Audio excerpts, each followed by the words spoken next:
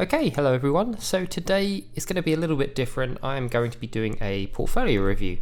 So I've mentioned it in my last couple of videos. I have created a Discord where you can talk to me and, more importantly, like-minded artists, and it's a place for you to share work, potentially get some feedback from me, and have an input in the YouTube channel. So if you have ideas that you want me to address, you can basically have a chat with me. It's relatively small at the moment, so it's a good time to get some feedback from me if you want it. But I asked the other day if anyone would like a portfolio review, and Joe very kindly offered for me to have a look at his work. The first thing I want to say when anyone offers to have a portfolio review is it's a brave thing to do. Artwork's really personal, and sometimes it can feel like if you're getting critique, it can feel like someone's attacking you personally. Obviously I don't intend that, Joe probably knows that. And it's really fantastic that he's asked for it. It's a very mature thing to do as an artist, I think. So first of all, just well done for doing that. Overall, your portfolio I think has got some really good strengths. Hopefully this will be useful for you just to have an idea of maybe how an art director might look at a portfolio that maybe you haven't considered before. So to begin with, just looking at the general layout, it's obviously a standard ArtStation page. There's not much you can do with the layout. What I do like is that you haven't got really many folders of your work being separated. I actually have folders in mine, and it's something I'm going to change because you want to limit the amount of clicks an art director has to go through to find your work, and you don't want them to miss anything. So if you have folders, quite often they can avoid a folder completely, and then maybe they'll miss your best work. So I think the way you've got it laid out is great.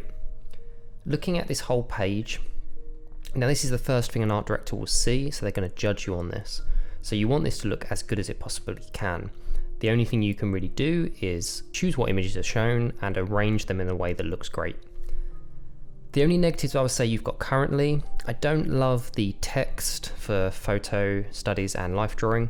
It distracts the eye a little bit. I think they look great as independent images, but you naturally look there rather than looking at your whole portfolio. So I would potentially change those to be one of your best images in the set. And the other issue I can see is the Cameron image is much brighter with that bright blue than every other image in your portfolio. Most of your images are using kind of a desaturated, darker palette because you're going for this very moody, almost gothic artwork, which is great. And that image just stands out a little bit, so maybe change the thumbnail for that. You can keep the piece, but maybe change that thumbnail or introduce more pieces that are more colourful to balance the portfolio as a whole. Something to bear in mind. Okay, going through each one now. So I'm going to combine the photo studies and life drawing. I think they have the same kind of points to them. So I think when I look at your photo studies, you've got some fantastic work. So if I just scroll through these quickly, you can tell you're working on brush economy, experimentation, and you can tell you're really improving. Now as a student, this is fantastic. As a professional portfolio, some people love it, some people hate it. I don't think there's a right or wrong answer. You tend to find obviously the artists, when they become more experienced, they have less of this in their portfolio because it's filled more with commercial work. So there is argument to say that this potentially looks more amateurish and more of a junior artist. However, I think you've got some really strong work in here, so I don't think there's a right or wrong answer. What I would say is look at the portfolios of the companies that you want to work for. So the artists that work for the companies you like, look at their portfolios. That portfolio probably got them the job. So try to compare it to that and see if you can put in similar styles of work and amount of work and quality, and hopefully that will get you a job. But overall, I think this is a real positive in your portfolio, really strong work. If you can start applying some of these techniques to your portfolio more, that'd be fantastic, because I think that's my main critique. I'm seeing some real gains in your studies that aren't quite making it over to your portfolio yet, and I'll use a couple of examples of that. But overall, really promising work, fantastic dedication, Joe. I see your ArtStation, you're always working, it's a real inspiration, so well done. Same thing to say for your life drawing as well. I'll quickly fly through these. Fantastic work. I've seen a lot of these models. Obviously these are often from the campus classes at Staff's Uni, and they look like the models. They're fantastic. Really nice varying style with your mark making. It's really nice. Okay, I'm not going to click through every image because the video would be far too long. So what I'm going to do is make a few kind of selections. Maybe I'll scan for each one and make a few suggestions basically. Okay, this is really nice. I actually like this project as a whole. That's one thing to note. Something you're way better at than me is laying out your ArtStation with a project and showing multiple pieces. I think that's really good. The only negative of that, make sure they're laid out in the right order so that an art director is seeing what you want them to see first. As an example, this for me is a more promising page than the work above it, but it's so far down an art director might not see it. So arrange these images, put the best images at the top. This is an example. This is the best image and it's at the bottom. I would have that right at the top. 3D works great. The only thing I'd say with these layouts, the amount of colors you've got going on is a bit much, I would say, and these images could be bigger on the page. The text is the same size as the images, and for me that's a problem. 3D work looks really great there. Something I've seen with your work in general, Joe, I would look to refine some of these quick sketches. Now I appreciate they are very quick and it's for uni work, so you might not have, all the time in the world, but if you can clean these up for your portfolio, that would be really great because they're heading in a really good direction. And this is a skill you really want to show in a portfolio for a concept art role, and something that's not shown in enough people's portfolios, but they just need to be cleaned up a little bit more so they read better. And the main reason I say that is because these sketches read slightly worse than the 3D models below them. I can tell exactly what's going on with that 3D model, but here, not quite as clear. So I'd clean those up a little bit. These are great. I would say I don't like that these are square and then underneath they're wider. I would try to keep every image on the same layout sheet so that when you scroll through, they're all the same background color, they're all the same layout, they're all the same size. And finally with this, these are great, these are really fantastic, and again, what you want to see in a concept art portfolio, but I just think there are too many of them on the page. If you were to show these to an art director, I would say that they would probably, or even a client maybe is a better example, they would get overwhelmed really quickly. Asking them to choose between 20 images, you just don't want with a client. They'll get flustered and they'll always choose the design that you want to choose least, because as a designer, if you're putting 20 designs together, you'll probably have 5 favorites. So as a concept page, fine, keep that many on hit for a portfolio, that's great, but split it out into 2 pages. So have 10 images on one, 10 images on the other, and make them bigger. Okay, I'm going to click through to this one now. I really like this actually. I think this is a really great, looks like quite a quick painting, really cool. The fidelity on the painting is really good. What I just covered with the quick designs, this is more refined, which is good to see. I like the textural brush marks, you can see that's kind of coming through from your practice, which is awesome. The only problem I see with this image is you're drawing the focus nicely up to the top, but the really white rooftop is very white. That naturally draws attention, and it's a less refined part of the painting. The bit underneath is more refined. So I would knock that back, make that slightly darker, and have the light hitting this window more, or even slightly below, and make that the focus, and let the roof move away from the eye a little bit, because it's currently drawing just a bit too much attention. But overall, really nice painting.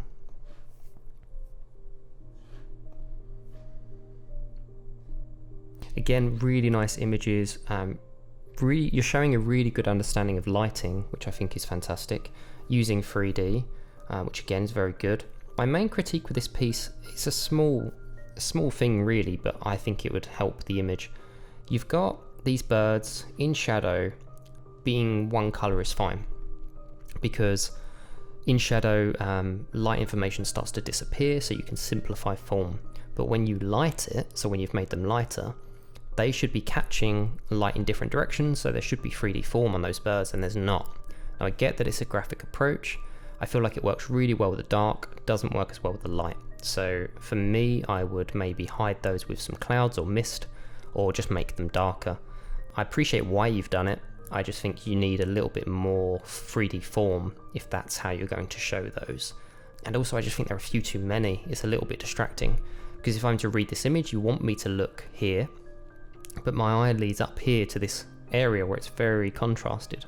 So I'd reduce the amount of birds and how light they are up here.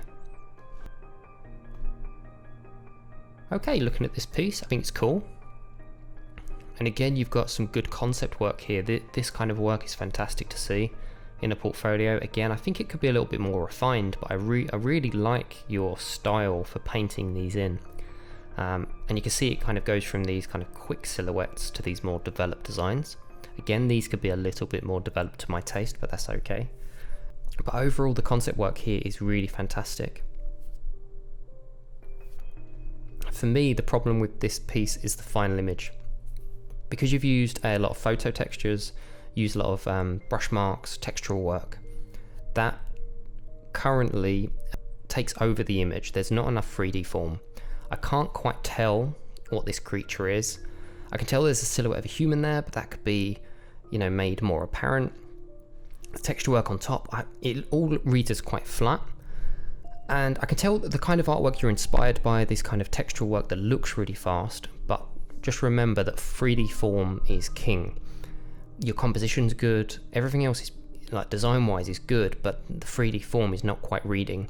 So I think the textural work of this piece is taken over a little bit too much. And you can keep that much texture, but you need the 3D form to catch up.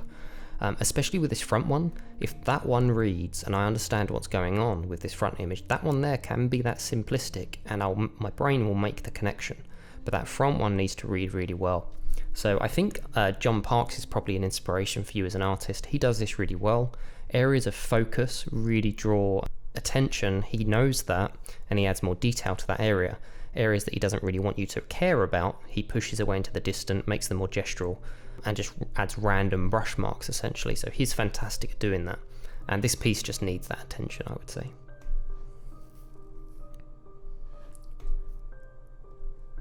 I think when I look at it, this piece is exactly the same. So the background is a really great example. You've knocked it back. You haven't added much detail, which is fantastic. That's really good. Like back here, don't really know what's going on, but that's fine. But then you want the attention to be drawn to this front hut. That's what I'm guessing. But it doesn't jump out the page enough. It doesn't have enough 3D form. So if this is a door, I would make that read a little better. The lighting around here is really nice. I just think that could be carried on. Like this material, I don't really know what it's made from. I don't really know how big it is. And currently the boat reads as more of a 3D form than the house. And the boat jumps out more from the page, there's more contrast. So my eye naturally goes down here, and you don't really want that. You want it to look over here. So maybe more of a light source shining on this would be great. Other than that, composition is really nice.